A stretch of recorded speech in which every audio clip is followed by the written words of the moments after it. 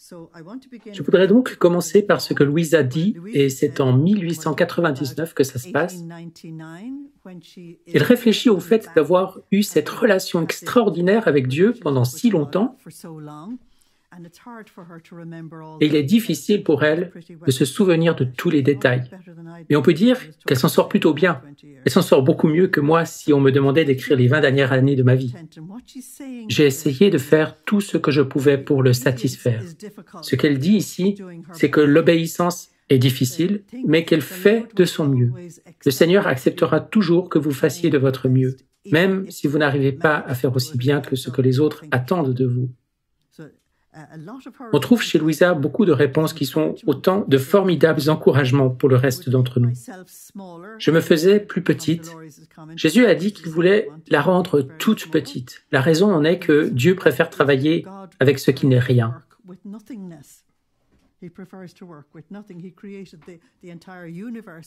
Il a créé l'univers entier à partir de rien.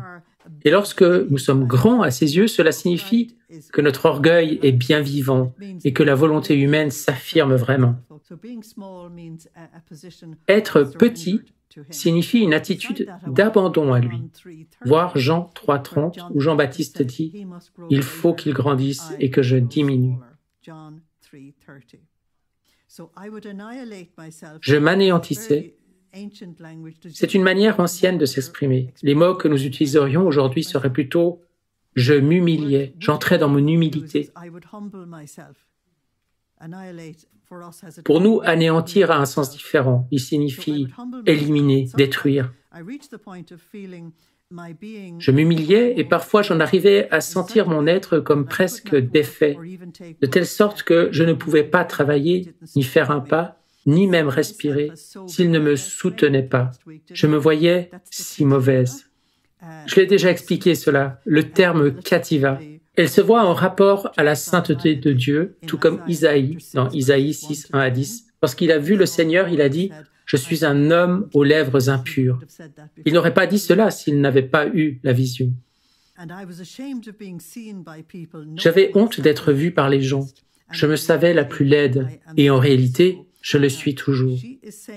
Elle dit qu'elle se voit comme la plus laide parce qu'elle reçoit une très forte dose de connaissance de soi. Les personnes qui se vantent et se sentent supérieures aux autres manquent totalement de connaissance de soi. Ceux d'entre nous qui connaissons nos faiblesses, notre péché et notre entêtement à résister à la volonté de Dieu, nous savons en fait quelque chose de cette symphonie inachevée qui se trouve en nous. Et Louisa va utiliser un langage très fort, comme celui de la laideur. Alors, autant que possible, j'évitais les gens. Elle ne se comprend pas elle-même, elle ne comprend pas ce qui est en train de se passer en elle. Le Seigneur l'éloigne de ce que nous appellerions la vie normale et l'emmène dans la solitude. Et elle devra vivre une vie de solitude totale. Elle sera finalement confinée dans un lit pendant 64 ans, seule avec le Seigneur. Ce sera la solitude totale. À ce stade, elle se sent s'éloigner des gens, mais elle pense que c'est négatif. Mais en fait, ce n'est pas le cas. Je les fuyais en me disant « Oh, s'ils savaient comme je suis mauvaise, et s'ils voyaient les grâces que le Seigneur me donne, car je ne disais rien à personne. » À ce moment de son existence, elle n'en a même pas encore parlé à ses parents. C'est une adolescente. Elle passe des heures dans sa chambre. Elle n'a pas dit à ses parents ce qui se passait. Pouvez-vous imaginer à quel point ils pouvaient être inquiets? Et lorsqu'elle dit qu'elle est laide ou mauvaise, elle compare l'immensité des grâces qui lui sont accordées à sa pauvre réponse. Et elle dit que je suis toujours la même. Oh, comme ils en seraient horrifiés. L'humilité vient toujours en premier. L'humilité est la pierre angulaire de la vie spirituelle. Pas d'humilité, pas de spiritualité. Vous pouvez oublier. Le signe indubitable qui permet de savoir que quelqu'un sert Satan, c'est l'orgueil et l'arrogance qui se dégagent de lui. Il se peut qu'il le serve sans s'en rendre compte d'ailleurs. Puis, le lendemain matin, lorsque je recevais à nouveau la Sainte Communion, il semblait qu'en venant en moi, il était en fait tout heureux de me voir à ce point anéanti. Philippiens chapitre 2. Il l'appelle à être une image exacte de lui-même au moment de son incarnation. Et dans le chapitre 2 de la lettre aux Philippiens, il est dit qu'il était de condition divine, mais qu'il ne retint pas jalousement son rang, qu'il s'est fait l'un d'entre nous. Et en se faisant l'un d'entre nous, il est allé encore plus bas que nous, devenant le plus humble de toute la terre. Et il enseigne très fortement à Louisa son humilité et le fait qu'il a accepté la mort même sur la croix, qui est la pire forme de mort, et que c'est pour cela que Dieu l'a élevée. Et il se réjouit de la voir devenir de plus en plus petite parce qu'il va l'initier à cette merveilleuse idée que je n'ai jamais trouvée que dans l'œuvre de Louisa, à savoir le néant, le fait de se mettre complètement de côté et de lui permettre à lui de prendre complètement le dessus. C'est une liberté merveilleuse. C'est l'une des choses que j'aime le plus dans ses écrits. C'est un magnifique espace de liberté à vivre.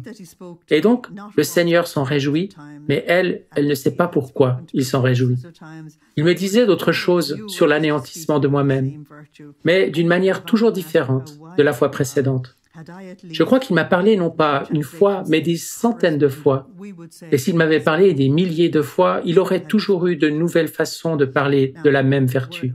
« Oh, mon divin maître, comme tu es sage, si j'avais au moins pu y correspondre. » À la place de correspondre, on pourrait aussi dire répondre en anglais. Maintenant, nous posons les premières pierres, les pierres de fondation. Avec l'humilité, nous devons donc maintenant prendre conscience de l'horreur du péché, de ce que le péché fait réellement. L'une des choses qui se passe aujourd'hui dans le monde occidental, c'est que les gens ont perdu le sens du péché. Et par conséquent, tout est permis. C'est pourquoi on se fait une image totalement erronée de Dieu et qu'on se trompe complètement sur la vie éternelle, le jugement dernier et tout le reste. C'est quelque chose d'horrible. Mais avec une vie spirituelle authentique, ce que le Seigneur fait, c'est qu'il s'assure absolument que vous compreniez, dans la mesure où vous le pouvez, au stade où vous en êtes, ce qu'est le péché. Et au fur et à mesure que vous approfondirez votre relation avec Dieu, votre compréhension du péché s'approfondira. Je dis toujours que seuls les saints savent vraiment confesser leurs péchés parce qu'ils regardent le contraste entre la sainteté de Dieu et ce qu'il y a de cassé dans l'humaine condition. Les autres essaient de dire aux prêtres qu'ils ne sont pas si mauvais que ça. Ce n'était qu'un hasard, vous savez. J'ai perdu mon sang-froid. Et c'était la faute de mon mari, il m'y a poussé. Vous voyez ce que je veux dire? Et le confesseur doit dire « Revenez me faire votre confession une autre fois ». Notre tentation est donc de diminuer notre faute ou de rejeter la responsabilité sur quelqu'un d'autre. Or, c'est exactement le contraire avec les saints et avec ceux qui grandissent en sainteté. En fait, on en vient à aimer le sacrement de la réconciliation. On en vient à l'aimer très fort parce que c'est le cheminement progressif, pas après pas, vers la liberté personnelle, complète et totale. C'est une chose merveilleuse. Et c'est pourquoi le Seigneur met cela en place dès le début. Je me souviens qu'un matin, alors qu'il me parlait de la même vertu, il m'a dit qu'à cause de mon manque d'humilité, j'avais commis de nombreux péchés. Maintenant que nous avançons, le Seigneur va donner à Louisa de faire une confession qui va durer 7 heures, rendez-vous compte. Et ce seront 7 heures de dialogue ininterrompu, ou presque, alors que nous autres, nous essayons de nous acquitter de la confession en 2 ou 3 phrases maximum. C'est parce que nous n'avons pas atteint le degré de connaissance de soi que Louisa avait d'elle-même.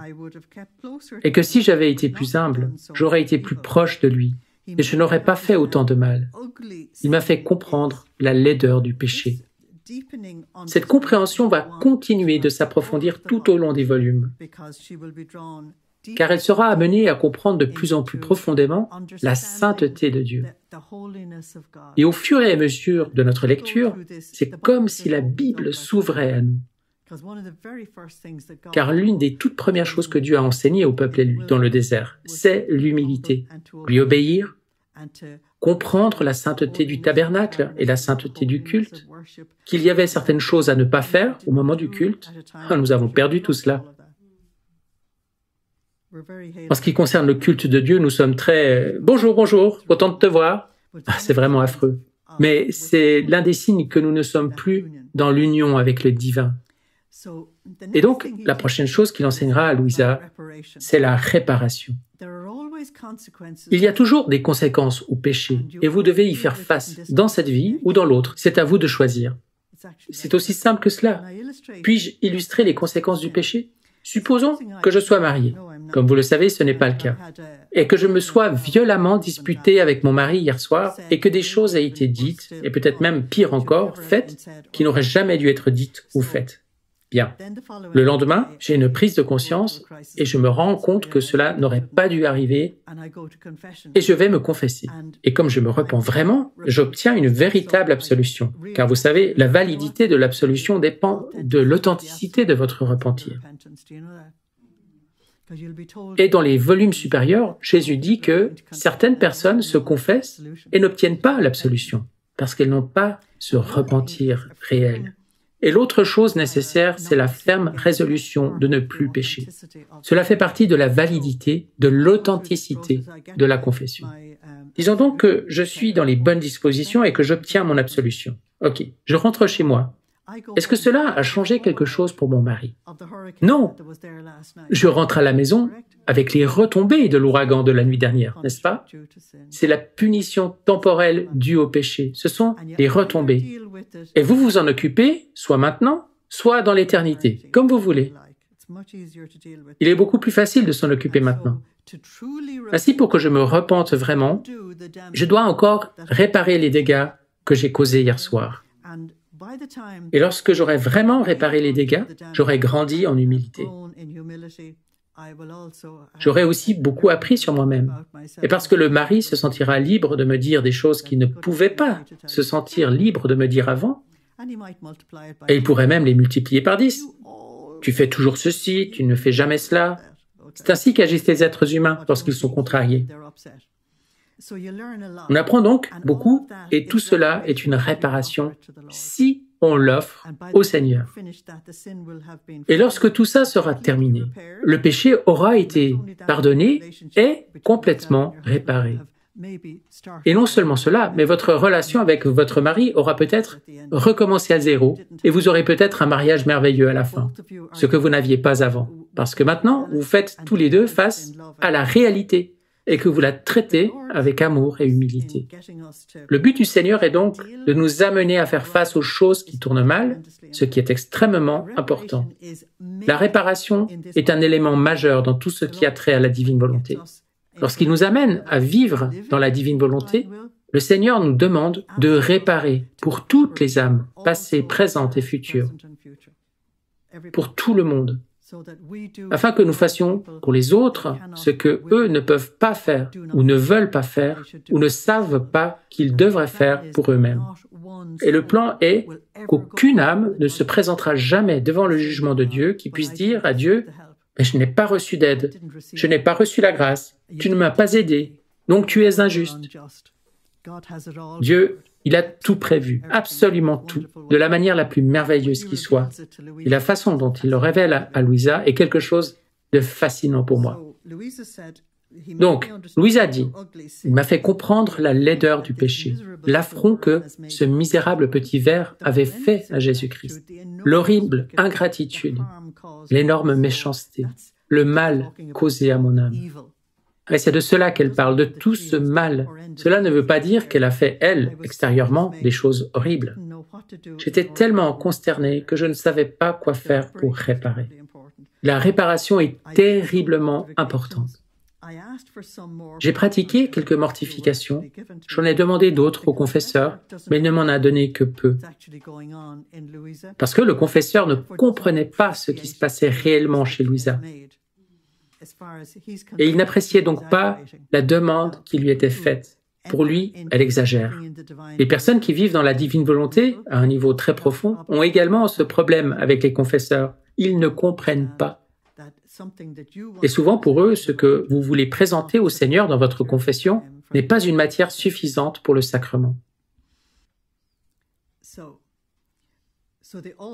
Les pénitences que je faisais me semblaient insignifiantes. Je ne faisais que penser à mes péchés, tout en m'attachant de plus en plus à lui. Il s'agit là des premiers temps de son cheminement. Et c'est aussi dans les premiers temps d'une conversion que le péché occupe le premier plan dans la pensée du converti, pendant qu'il s'attache peu à peu au Seigneur. Le Seigneur conduira Louisa plus tard à mettre tout cela de côté et à n'avoir que l'amour entre lui et elle, de l'amour et rien d'autre.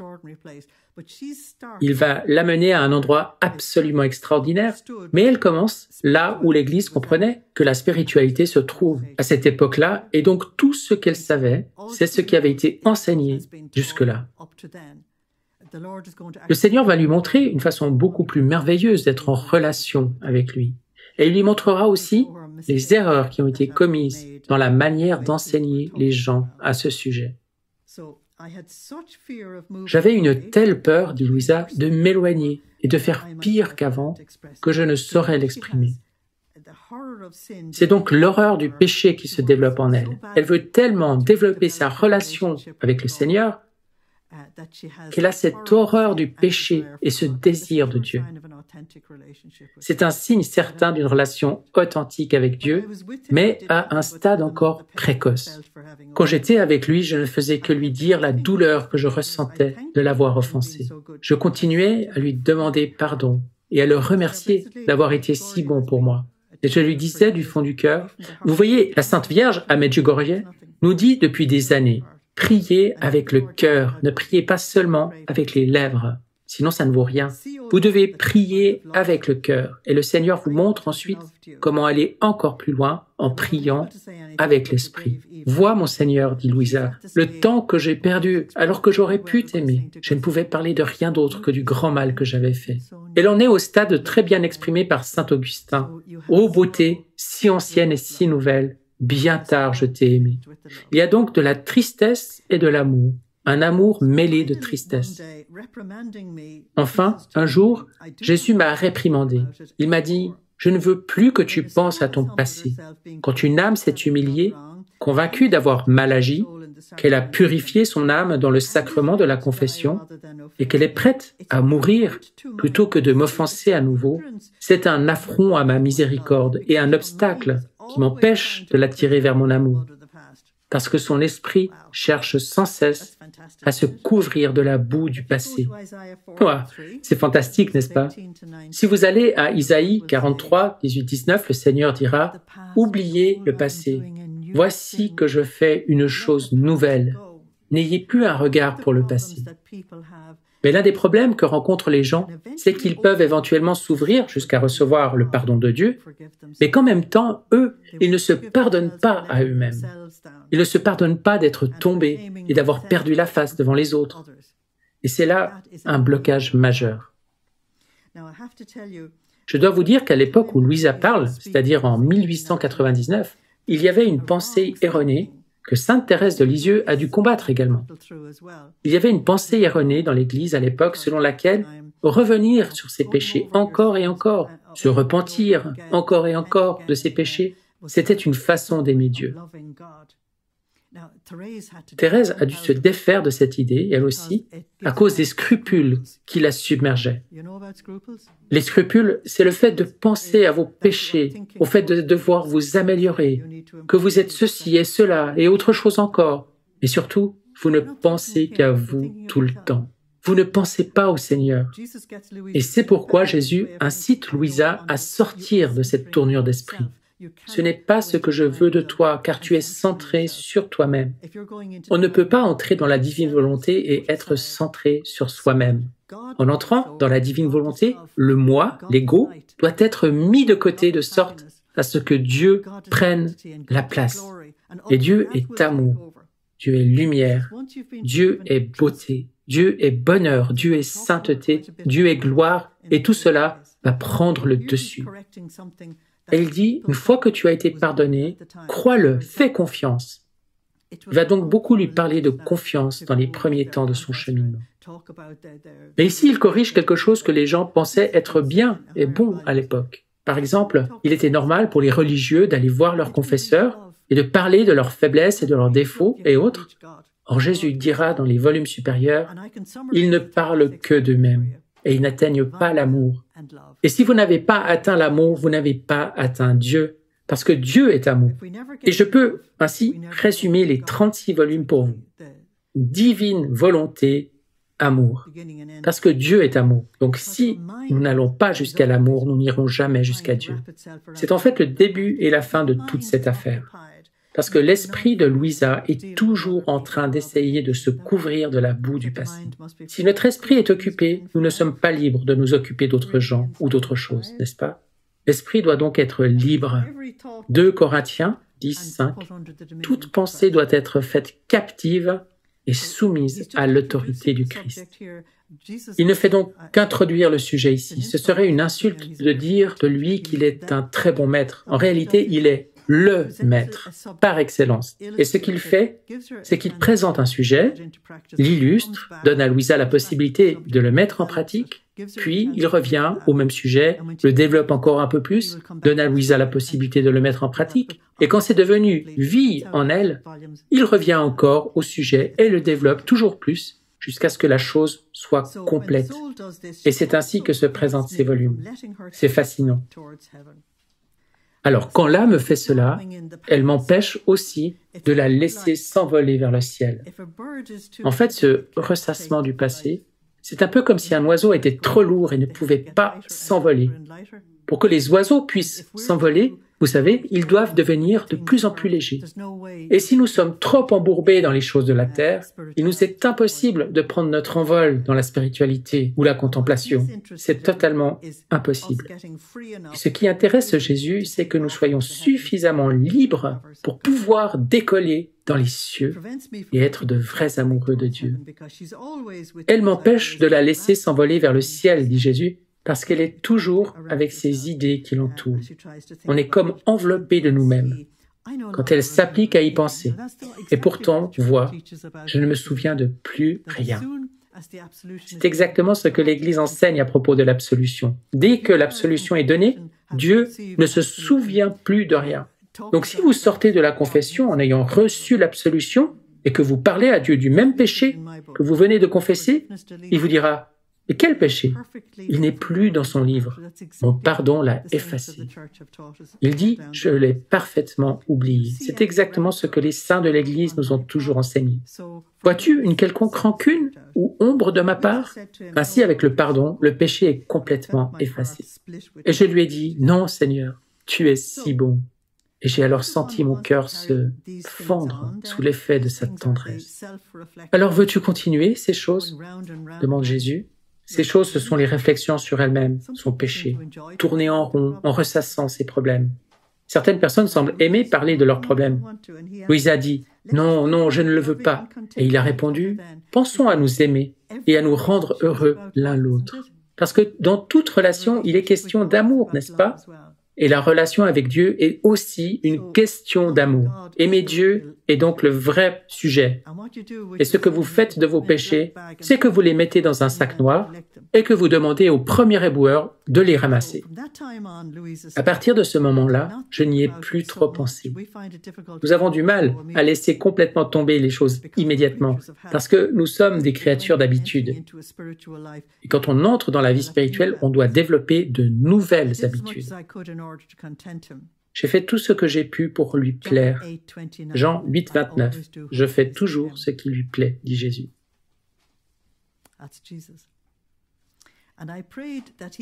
J'ai prié pour qu'il m'enseigne lui-même ce que je devais faire pour réparer le temps passé. Et il m'a dit, je suis prêt à faire ce que tu veux. Là, c'est un test pour elle. Elle est censée apprendre à faire la volonté de Dieu, et lui, il lui dit, je suis prêt à faire ce que tu veux. Tu vois, la première chose que je t'ai dite, que j'attendais de toi, c'était l'imitation de ma vie. Alors, voyons ce qu'il te manque. Oh là là, si le Seigneur me faisait passer une radiographie, il y aurait un problème. Aurait-il un problème à vous faire passer une radiographie? Absolument, car la radiographie montre tout, toutes les tâches et tout ce qui ne va pas. Seigneur, lui dis-je, je manque de tout, je n'ai rien. Et il m'a dit, ne crains pas, peu à peu nous ferons tout. Philippiens 1,6, l'œuvre que j'ai commencée en vous, je l'achèverai. Dans ses écrits, le Seigneur dit, il n'y a pas lieu de se presser, je ferai tout petit à petit. Et l'une des choses qu'il ne vous permettra pas de faire, c'est de brûler les étapes. Je me souviens du premier séminaire que nous avons tenu ici, avec Tony, dans cette maison. Tony nous avait donné 2 ou 3 exposés et il a dit « Avez-vous des questions ?» Et une question a été posée. Existe-t-il un raccourci ? J'ai regardé Tony en riant. J'étais très intéressé par ce qu'il allait pouvoir dire. Il a simplement dit « Il n'y a pas de raccourci ». Dans la vie spirituelle, si vous n'avez pas réussi le dernier test qui vous a été imposé, vous devez le refaire. Avez-vous déjà eu l'impression d'être repassé par un même endroit, d'avoir déjà été testé précédemment en cela ? C'est le signe certain que vous avez raté l'épreuve la première fois. Certains disent que c'est parce que vous aviez une autre vie avant, mais ce n'est pas le cas. C'est que vous n'avez pas compris la leçon la dernière fois. Moi-même, je sais à quel point tu es faible, dit Jésus. 2 Corinthiens 12, 9. C'est dans la faiblesse que ma puissance donne toute la mesure. Vous voyez, votre faiblesse n'est rien pour lui. Il veut simplement que vous vous précipitiez sur lui, que vous vous accrochiez à lui et que vous lui donniez l'occasion d'être votre créateur. Et c'est de moi que tu dois tirer ta force. On trouve ça dans tous les psaumes. Psaume 18.1, psaume 27.1, psaume 28.7, et ainsi de suite, tout au long du livre des psaumes.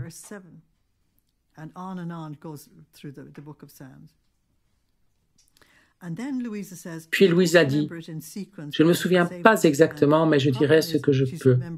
Son problème est qu'elle doit se remémorer ce qui s'est passé il y a de nombreuses années. Puis il ajoute, je veux que tu sois toujours droite dans tes actions. Aujourd'hui, nous dirions, avoir les yeux fixés sur Jésus seul et faire les choses pour la bonne raison. D'un œil, regarde-moi, et de l'autre, regarde ce que tu fais.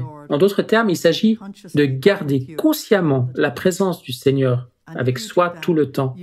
Et si vous faites ainsi, vous ne pourrez pas aller trop loin dans la mauvaise direction. Je veux que les créatures, le terme créature est utilisé fréquemment dans tous les volumes. Or, la définition de créature peut aussi s'appliquer aux animaux. Il faut donc s'assurer du sens dans lequel il est employé. Or, il est fait référence ici aux personnes humaines. Donc, je veux que les personnes qui font partie de ta vie disparaissent complètement. Est-ce que Dieu vous demande cela à vous? Non. Dans le premier volume, le grand défi est de séparer ce qui est demandé à Louisa de ce qui nous est demandé à nous. Elle est appelée à vivre dans une solitude totale, une vie de réparation pour l'Église et le monde, une vie tout à fait extraordinaire. Si vous deviez faire disparaître tous les êtres humains de votre vie, ça voudrait aussi dire votre mari ou votre femme, les enfants, les cousins, les oncles et les tantes, tous sans exception. Et vous devriez gravir seul cette rude montagne par vous-même. Ce n'est pas à cela que vous êtes appelés. Car les Écritures vous le rappellent. J'accomplirai mes vœux envers le Seigneur. Vous devez vivre les devoirs de votre état de vie. Louisa, elle était appelée à cette chose absolument unique et extraordinaire. Si on t'ordonne quelque chose, ne regarde pas la personne qui te commande. Non, tu dois plutôt penser que c'est moi-même qui veux que tu fasses ce qui t'est commandé. Après l'humilité et l'amour, c'est l'obéissance qui sera la chose la plus importante pour Louisa. Elle doit être une image complète de Jésus. Et l'obéissance était ce qui caractérise Jésus particulièrement. Je fais toujours ce que mon Père me dit de faire. Jean 14, 31. Je veux que le monde sache que j'aime le Père et que je fais donc exactement ce que mon Père me dit. L'obéissance sera donc le signe distinctif de la vie de Louisa. L'obéissance va la crucifier et de même la sanctifier. Jésus lui dit de fixer ses yeux sur lui et de ne pas regarder la personne qui donne l'ordre. Parce que si vous regardez la personne qui vous donne l'ordre, vous allez commencer à faire des raisonnements, n'est-ce pas? Pourquoi me demande-t-on cela? On dirait qu'on m'en veut. On en a vraiment après moi. Nous entrons alors dans toutes sortes de labyrinthes de la pensée. Et cela vous fait sortir de votre état spirituel et vous ramène à un niveau très humain et parfois à un niveau pas très recommandable. Alors, l'œil fixé sur moi, c'est ce que j'appelle le réglage de la boussole. Vous réglez votre boussole. Aucun vol n'atteindra Dublin si la boussole n'est pas réglée correctement. Pas plus qu'il n'atteindra aucun autre endroit. Donc, dès le début, Jésus dit à Louisa que si sa boussole n'est pas parfaitement réglée sur lui-même, le Seigneur, et sur sa volonté, elle n'arrivera pas à destination. Si votre boussole n'est pas réglée, vous errerez dans le désert comme les enfants d'Israël pendant 40 ans, mais vous ne ferez pas vraiment sa volonté. Tu ne jugeras personne. Oh là là, n'est-ce pas là une terrible mortification pour nous? Tu ne regarderas pas si la chose est pénible ou agréable, si tu peux la faire ou non. L'exigence d'une obéissance absolue dès le début est donc une partie essentielle de son appel. Et comme je l'ai dit, ça la crucifie et la sanctifie à la fois. Et si vous lisez Matthieu 7, 1, 5, il vous est également dit « ne jugez pas », n'est-ce pas? Jésus l'a dit très clairement. En fermant les yeux sur tout cela, tu les ouvriras pour ne regarder que moi seul. Tu m'emmèneras avec toi, pensant que mon regard est fixé sur toi. Et tu me diras « voilà pour vous la solution quand les choses vous sont difficiles. Je fais cela pour toi. Je ne le ferai pas pour quelqu'un d'autre, mais je le ferai pour toi. » Et en parcourant ces volumes, Jésus dira que le seul motif valable pour nous est de faire les choses par amour pour lui. C'est le seul motif acceptable. Sainte Thérèse l'a également compris. Elle a dit que si vous ramassez une épingle sur le sol, je ne vois rien qui soit plus petit ou plus insignifiant que cela. Elle dit que si vous la ramassez par pur amour de Dieu, c'est plus important que toutes les entreprises sur la terre. C'est l'amour pur pour Dieu qui donne de la valeur à cet acte tout simple. C'est pourquoi Jésus dit à Louisa que c'est ce qu'elle doit faire.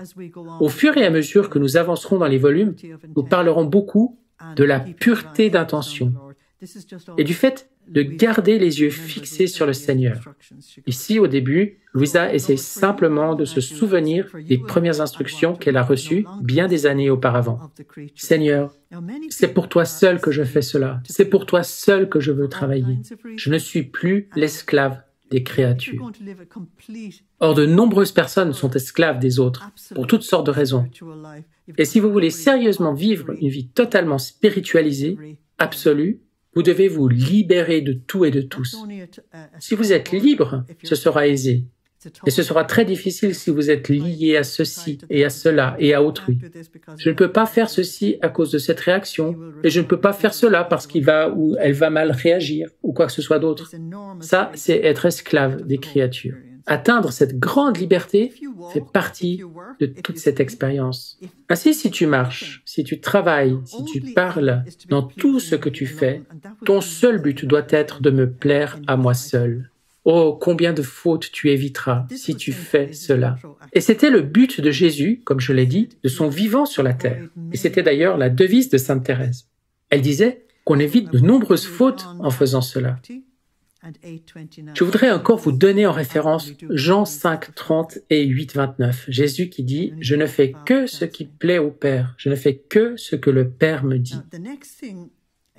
Maintenant, la prochaine chose qui vient, dans le paragraphe suivant, je rappelle qu'elle ne fait que se souvenir, donc vous n'avez pas tous les enseignements. Il y aura des enseignements complets plus tard. Dans le paragraphe suivant, il lui dit de ne pas se préoccuper de ce que les créatures disent d'elle. C'est une étape très très importante dans la croissance vers la maturité. Et cela, non seulement dans la vie spirituelle, mais de manière générale. Les deux grands imposteurs de la vie sont la louange et le blâme. Et nous sommes censés ne prêter attention à aucun d'entre eux. Parce que les gens peuvent vous louer pour toutes sortes de raisons, et très souvent c'est pour obtenir quelque chose de vous. Ils peuvent aussi vous blâmer pour toutes sortes de raisons. Ils vous blâmeront parce que vous n'avez pas joué le jeu avec eux. La louange et le blâme sont donc considérés comme les deux grands imposteurs. Il lui dit, mets-les de côté, laisse les gens penser ce qu'ils veulent, laisse les gens dire ce qu'ils veulent. Si tout le monde vivait cela, cela désencombrerait de beaucoup nos tribunaux, n'est-ce pas? D'autres fois, il me disait, je veux aussi que si les gens te mortifient, t'insultent, te contredisent, tu gardes ton regard fixé sur moi, pensant que de ma propre bouche, je te dis, ma fille, c'est moi qui veux que tu souffres cela, pas les créatures. détourne ton regard d'elle. Il s'agit là d'une interaction purement entre lui et moi. La relation avec Jésus doit être au centre de tout. Fais en sorte qu'il y ait toujours que moi et toi, détruis tout le reste. Évidemment, il ne s'agit pas de détruire les gens, mais de détruire toute l'attention que nous leur portons. Tu vois, je veux t'embellir par ces souffrances.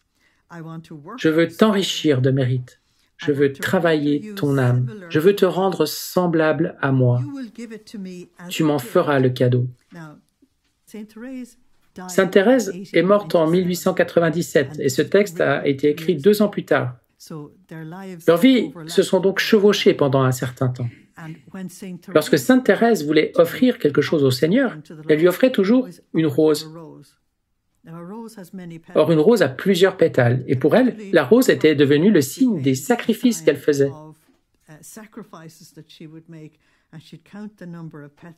En les faisant, elle comptait le nombre de pétales. Elle disait parfois au Seigneur, « Je ne peux te donner qu'un seul pétale aujourd'hui. Ça ne t'ennuie pas ?» Et cela ne l'ennuyait pas. C'est tout ce qu'elle pouvait donner ce jour-là. Je trouve que c'est juste magnifique. Tu me remercieras affectueusement. Pour les ennuis, nous n'en arriverons pas là très vite, n'est-ce pas? Et tu seras reconnaissant envers les personnes qui te donnent l'occasion de souffrir en les gratifiant d'un bien en retour. Matthieu 5, 44. Nous n'avons pas l'habitude de réagir ainsi, n'est-ce pas? Nous avons plutôt tendance à donner une gifle en retour. En agissant ainsi, tu marcheras droit devant moi. Plus rien ne te donnera de l'inquiétude, et tu jouiras d'une paix parfaite. L'inquiétude, c'est le manque de tranquillité d'âme. Or, beaucoup de gens souffrent d'un manque de tranquillité d'âme. Cela signifie qu'elles n'ont pas été ramenées dans l'ordre dont parle le Seigneur.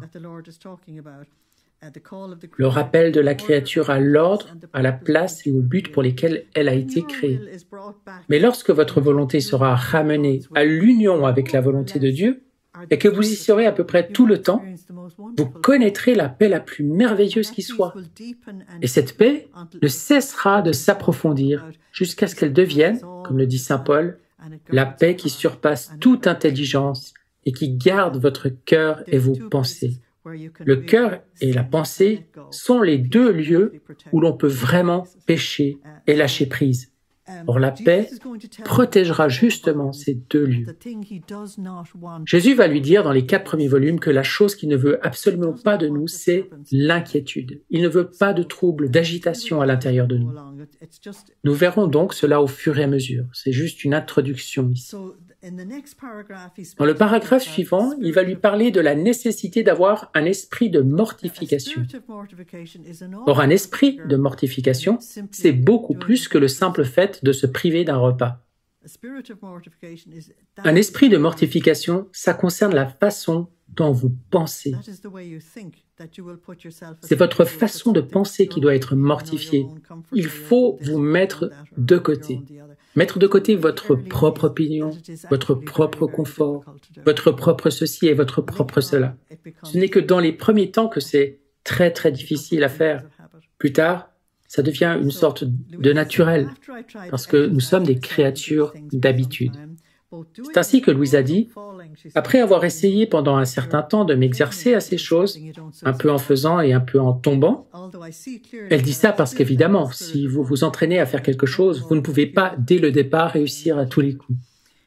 Bien que je vois clairement que je manque encore de cet esprit de droiture, dit Louisa, et que je suis toujours plus confuse en pensant à ma grande ingratitude, il m'a parlé et m'a fait comprendre la nécessité de l'esprit de mortification. Bien que je me souvienne que dans toutes ces choses qu'il m'a dites, il a toujours ajouté que tout devait être fait par amour pour lui. Vous voyez, je peux commettre une grave erreur en disant « je vais jeûner à partir du repas de midi aujourd'hui » ou « je vais jeûner toute la journée ». Et au fond de moi, je me dis « de toute façon, j'aurais bien besoin de perdre quelques kilos ». Ce qu'il dit, c'est qu'il n'y a pas d'amour de Dieu là-dedans. Il n'y a pas d'esprit de mortification. Il n'y a pas de spiritualité. Mon jeûne n'est qu'une fausse apparence. Je ne fais que maigrir. Et c'est la chose que le Seigneur veut faire disparaître complètement, cette double pensée. Si vous jeûnez, ce doit être pour lui. Et si vous jeûnez suffisamment, vous n'aurez pas besoin de maigrir, le problème aura disparu de lui-même. Il ajoutait toujours que tout devait être fait par amour pour lui. Le seul motif qu'il accepte est que les choses soient faites par amour pour lui, et que les plus belles vertus, les plus grands sacrifices seraient insipides s'ils ne prenaient pas leur source dans l'amour. Dans les volumes supérieurs, il dira, et il parle des gens qui essayent de vivre dans la divine volonté, que si notre amour pour lui n'est pas pur, il ne peut pas le prendre. Ce tout petit peu d'ego qui s'y trouve gâche complètement le reste. C'est comme si vous preniez un verre de vin en pensant qu'il va être extraordinaire, mais que quelqu'un y a mis quelque chose, du vinaigre ou autre chose. Vous voyez ce que je veux dire? Alors, ce qui devait être merveilleux, et en avait l'apparence, ne l'est plus. C'est gâché. Et ce petit rien d'égoïsme gâche tout. La charité, me disait-il, est une vertu qui donne vie. La charité est la traduction d'un mot d'origine grecque dans le Nouveau Testament, là où il est dit que Dieu est amour, 1 Jean 4,7. En anglais comme en français, il dérive directement du mot latin caritas. La charité, me disait-il, est une vertu qui donne vie et splendeur à toutes les autres. Tout ceci n'est qu'une préface au sujet de la charité. La charité sera traitée en détail plus tard. De telle sorte, dit Jésus, que sans elle, la charité, les vertus sont toutes mortes. Mon œil n'en reçoit aucune attraction, et sur mon cœur, elles n'ont aucun pouvoir. Si vous lisez la dernière ligne de 1 Corinthiens 13,13, Paul dit « Les plus grandes de toutes, ce sont la foi, l'espérance et la charité. Mais la plus grande de toutes, c'est la charité. » Et il passe directement au chapitre 14, verset 1. « Vous devez rechercher la charité, l'amour, plus que toute autre chose. L'amour, c'est l'essence de tout, car Dieu est amour. Et la seule chose que nous pouvons emporter avec nous au ciel, c'est l'amour et tout ce qui va avec l'amour. Sois donc attentive et veille à ce que toutes tes œuvres, même les plus petites, soient investies par la charité, c'est-à-dire qu'elles soient faites en moi, avec moi et pour moi. Il n'est donc pas inutile de dire au Seigneur « Je veux tout faire aujourd'hui par toi, avec toi et par amour pour toi. » Revenons donc au sujet de la mortification, dit Louisa. Jésus m'a dit « Je veux que toutes tes choses, même celles qui sont nécessaires, soient faites dans un esprit de sacrifice. Toutes tes choses, c'est-à-dire toutes les choses que tu dois faire dans le cadre de ta vie quotidienne, qu'il s'agisse de te laver, de manger, de ranger ou de quoi que ce soit d'autre. Je veux que tout soit fait dans un esprit de sacrifice. Car tes œuvres, dit Jésus, ne peuvent pas être reconnues par moi comme miennes si elles ne portent pas l'empreinte de la mortification. Ah, n'est-ce pas intéressant? Aujourd'hui, la plupart des gens ne parlent pas de l'empreinte de la mortification. Aujourd'hui, on n'en parle plus du tout, n'est-ce pas?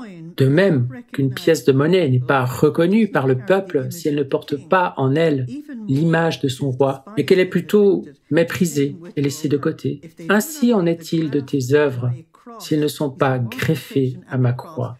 Vous voyez, la mortification et la croix sont les deux faces d'une même pièce. On va nous parler énormément de la croix, dès maintenant jusqu'à la fin du volume 4, car tout ceci concerne les fondations.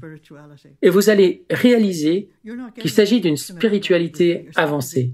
On ne reçoit pas d'instructions pour tout cela. On dit simplement que c'est ainsi qu'il faut être pour pouvoir aller plus loin. Et le but de ces volumes est de nous faire avancer et entrer dans la divine volonté. Et c'est pourquoi je vous ai dit précédemment que ces écrits ne sont pas pour les débutants, parce qu'ils n'en sont pas encore à la mortification et à la négation de soi, et qui n'ont pas encore accepté la croix et tout le reste. Et il est d'abord nécessaire de passer par toute cette conversion avant de s'approcher de tout cela. Ici, il est présumé que vous vivez déjà de cette façon. Si elles ne sont pas greffées à ma croix. Matthieu 16, 24-26. Si quelqu'un veut me suivre, qu'il prenne sa croix et qu'il me suive. Jésus a dit que pour le suivre, vous deviez prendre votre propre croix et non pas celle d'un autre. Or, nous porterions la croix de n'importe qui d'autre plutôt que la nôtre. Je demande souvent aux gens, savez-vous ce qu'est votre croix? Ma définition de ce qu'est la croix dans votre vie est la suivante. C'est cette chose que vous donneriez à n'importe qui, n'importe où, à n'importe quelle condition, sans poser de questions. C'est cette chose dont vous voudriez vous débarrasser. Parce que la croix est ce qui vous tue, qui vous crucifie. Et cela peut être très différent de ce que vous pensiez. Par exemple, dans ses écrits, Louisa accepte la couronne d'épines de Jésus, elle accepte d'être crucifiée plusieurs fois, elle accepte de porter la croix, mais il y a une chose qu'elle ne peut pas supporter, et elle continue à s'en plaindre pendant au moins 15 volumes, c'est d'être privée du Seigneur, la privation du Seigneur. Et c'est sa croix. Elle était tout à fait disposée à prendre la couronne d'épines et a effectivement souffert terriblement de cela. Mais la croix est cette chose qui nous est intolérable. Et ce que Louisa a trouvé intolérable, c'est la privation de Jésus. Et vous l'entendrez se plaindre encore et encore jusqu'à ce que le Seigneur lui révèle ce qu'il fait de cette terrible souffrance qu'elle endure. Ainsi, la croix dans votre vie est ce qui vous crucifie et vous sanctifie à la fois. Et cela peut être très différent de ce que vous pensez. Il est bon d'y réfléchir. Si elles ne sont pas greffées à ma croix, dit Jésus, elles ne peuvent avoir aucune valeur. Aucune valeur. C'est en fait assez choquant. Tu vois maintenant, il ne s'agit pas de détruire les créatures, mais de te détruire toi-même. Alors, il est très facile, voyez-vous, de s'en prendre à quelqu'un d'autre, de critiquer quelqu'un d'autre ou de rabaisser quelqu'un d'autre. Il est dit ici que si vous voulez aller loin, spirituellement parlant, c'est à votre ego qu'il faut s'en prendre. Et c'est lui qu'il faut rabaisser pour permettre à l'amour de naître. L'idée est que l'égoïsme doit mourir pour que l'amour divin puisse ressusciter. C'est en fait ce qui doit se produire, une mort et une résurrection. C'est pourquoi il parle du mystère de la croix dans nos vies. Il faut donc te faire mourir, dit Jésus, pour vivre en moi seul et de ma propre vie. Nous devons donc mourir à nos conduites mondaines, à nos manières pécheresses et à nos façons égoïstes, afin de permettre au divin de prendre toute la place en nous. Il est vrai que cela te coûtera plus cher que ce que tu as fait jusqu'à présent, mais prends courage, n'aie pas peur. Ce n'est pas toi qui feras cela, mais c'est moi qui agirai en toi. Si vous voulez faire ce voyage, si vous voulez parcourir toute cette distance, le Seigneur vous dit qu'il vous aidera beaucoup plus que vous ne pouvez l'imaginer. Galates 5, 24. Maintenant, la prochaine chose est son néant, encore une fois. J'ai donc reçu plus de lumière, autrement dit, des éclaircissements, sur l'anéantissement de moi-même. C'est l'humilité dont il s'agit quand elle parle d'anéantissement. Il m'a dit, tu n'es rien d'autre qu'une ombre, alors que tu essayes de la saisir, elle t'échappe. Tu n'es rien. Ce n'est pas facile à accepter cela. Il était en train d'élever cette femme à un degré absolument extraordinaire, mais si, en se faisant, elle devait se considérer comme quelqu'un d'important, eh bien, ce serait l'ego qui serait là, et non l'amour de Dieu. Le psaume 8 dit, « Seigneur, qu'est-ce que l'homme pour que tu penses à lui, le fils d'un homme que tu en prennes souci ?» Et si ça commence ainsi, c'est parce que si vous pouviez contempler l'univers avec ses 100 milliards de galaxies en expansion, que vous cherchiez la Voie lactée, notre galaxie, eh bien, elle ne représenterait qu'un minuscule point sur une page, juste un pixel. Et vous diriez, mon Dieu, la Voie lactée, avec ses milliards d'étoiles, n'a que cette taille dans l'univers. Puis vous regarderez cette Voie lactée avec ses milliards d'étoiles et vous chercherez le système solaire, une petite tache. Vous regarderez encore dans le système solaire et vous chercherez le minuscule caillou qui tourne autour du Soleil. C'est la planète Terre, un grain de sable dans l'univers. Si la planète Terre n'est qu'un grain de sable dans l'univers, on peut mieux comprendre pourquoi celui qui a créé tout cela, qui gouverne tout cela et qui maintient tout cela dans l'existence peut dire « En fait, tu n'es rien ». Vous êtes d'accord ? Mais ce « tu n'es rien » ne doit pas être compris comme « tu n'as aucune valeur ».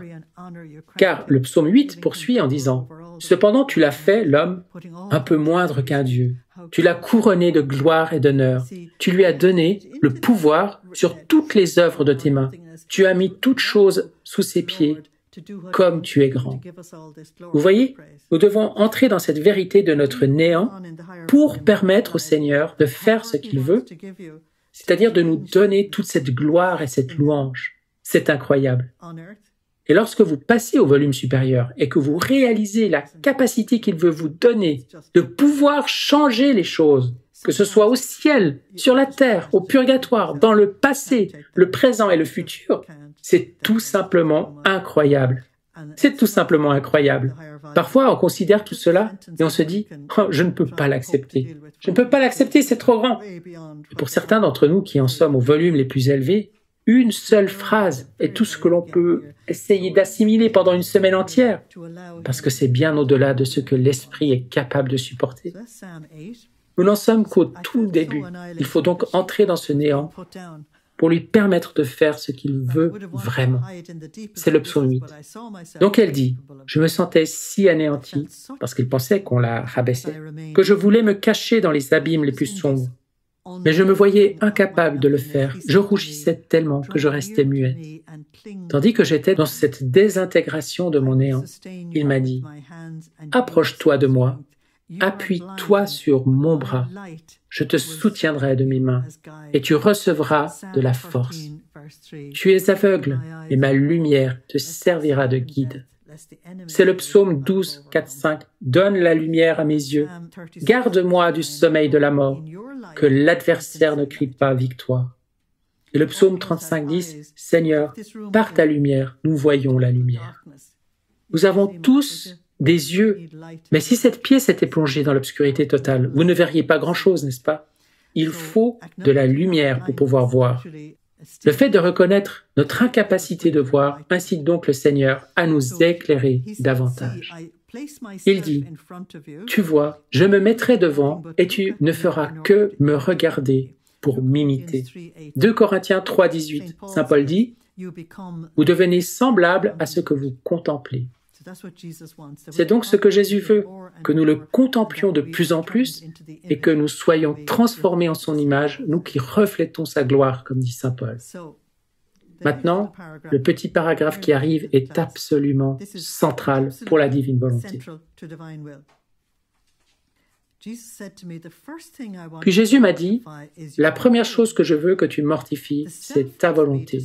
Le moi doit être détruit en toi. » En fait, cela veut dire que le moi, l'ego, doit être mis de côté, écarté à chaque instant, car il sera toujours là, sans arrêt. Je veux que tu le gardes immolé en victime devant moi, afin que ta volonté et la mienne ne fassent qu'un. N'es-tu pas heureuse? N'es-tu pas heureuse? Mais de quoi?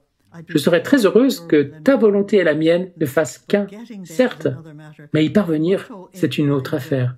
Notre devise dans la divine volonté, savez-vous ce qu'elle est? Non pas ma volonté, mais que la tienne soit faite. C'est la devise que tous nous devons avoir et nous la tenons directement de Jésus. Si vous dites cela au Seigneur et que vous le pensez vraiment, il vous donnera de nombreuses occasions de le mettre en pratique, parce que les gens vont se mettre en travers de votre route. Par exemple, vous quittez la maison parce que vous avez décidé d'être quelque part à 14h30 précise, et quelqu'un d'autre dans la maison vous dit « Je veux la voiture à 14h30 précise. » Qui va céder? Non pas ma volonté, mais que la tienne soit faite. Je vais dans un supermarché pour acheter quelques petites choses et voilà que tous ceux qui sont devant moi à la caisse ont acheté tout le magasin. Et pensez-vous qu'ils vous laisseraient passer? Vous n'avez que 3 ou 4 articles dans votre main? Pas question. Non pas ma volonté, mais que la tienne soit faite. Et vous apprenez à intercéder pour eux au lieu de récriminer à leur sujet. Non pas ma volonté, mais que la tienne soit faite. Vous verrez que toutes sortes de choses, de petites choses et de grandes choses, vous traverseront. Et vous penserez que l'humanité entière s'est retournée contre vous. Mais ce n'est pas le cas. Elle est simplement restée elle-même. Mais le Seigneur vous donne l'occasion de mettre votre volonté de côté. Non pas ma volonté, mais la tienne. Non pas ma volonté, mais la tienne. Non pas ma volonté, mais la tienne. Et si vous continuez à le dire, vous finirez par le penser vraiment. Au lieu de dire, bon ok, cette fois tu peux l'avoir, ce n'est pas ça, vous voyez, ce n'est pas ça. C'est vraiment abandonner complètement votre volonté. Et donc, la plus grande mortification, et Jésus l'admet dans les volumes supérieurs, la plus grande mortification n'est pas en fait de se passer de nourriture ou quoi que ce soit de ce genre, c'est d'abandonner sa volonté. Avez-vous déjà eu une conversation avec quelqu'un qui s'en tenait absolument, avec ténacité, à sa propre opinion, quelles que soient les preuves que quelqu'un d'autre pourrait lui donner? Cette personne a un réel problème avec sa volonté. Non pas ma volonté, mais la tienne. Non pas ma volonté, mais la tienne. Non pas ma volonté, mais la tienne. Et si vous le dites aussi souvent que possible, vous vous retrouverez dans un mode d'abandon au Seigneur. Alors le bonheur viendra quand ce sera devenu normal pour vous. Parce que vous découvrirez alors que personne ne peut plus vous faire de mal. Si vous vous abandonnez constamment au Seigneur, personne ne peut vous faire de mal. Personne ne peut même avoir de pouvoir sur vous, parce que vous vous abandonnez au Seigneur. Ce n'est pas à eux que vous vous abandonnez, mais au Seigneur. Et il s'agit en tout cela de mortification, de mortifier votre volonté. Oui, Seigneur, mais donne-moi la grâce, dit Louisa, car je vois que par moi-même, je ne peux rien faire. Jean 15, 5. Sans moi, vous ne pouvez rien faire. L'expression « donne-moi la grâce » est donc celle de Philippiens 4, 13. Philippiens 4, 13 est le texte qui va avec Jean 15, 5. Je peux tout en Christ qui me donne la force, mais je ne peux rien par moi-même. Et Jésus m'a dit, oui, je te contrarierai moi-même en toutes choses, et parfois par le biais des créatures. Oups! C'est ce qu'il a fait avec Louisa. Ce n'est pas nécessairement ce qu'il fait avec nous tous. En général, c'est par d'autres personnes que nous sommes contrariés. Alors que je m'apprête à me garer, quelqu'un d'autre s'engouffre et me pique la place. Et comme il est meilleur que moi pour se garer, il y arrive. Et je me dis juste, est-ce pas fantastique? Le Seigneur m'avait réservé une place de parc, mais bon, qu'importe.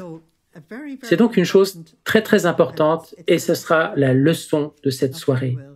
Non pas ma volonté, mais que la tienne soit faite.